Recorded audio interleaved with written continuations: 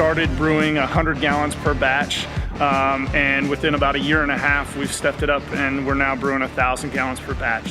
And it's been really neat to watch Gate City go from a local Roswell thing and move down into Atlanta and really become a Georgia brand. Brian and I met through the Roswell Rotary Club.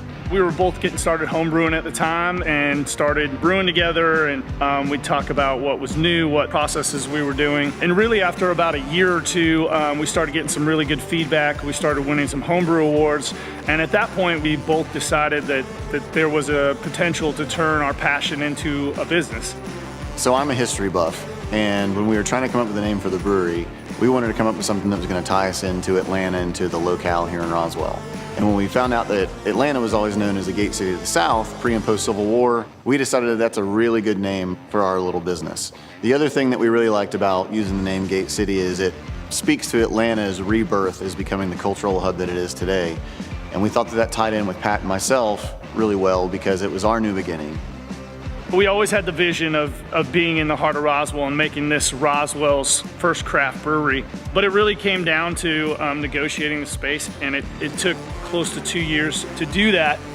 It was one of the best days of our lives when we signed the lease on this space, because we were confident that having the space and putting in the hard work, we'd be able to turn this into what really our vision for Roswell and Gate City would be. We live here in Roswell, we're raising our families in Roswell, and the location that we found we knew would be perfect. It was a Ford dealership initially, and then it transitioned into the old Roswell automotive shop.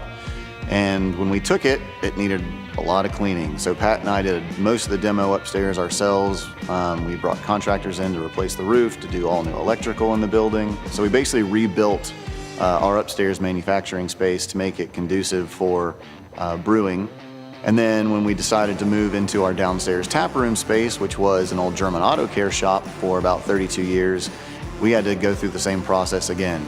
So Gate City opened up in Roswell February 2016. We opened the downstairs taproom a year after we opened up the upstairs taproom for our 2-year anniversary.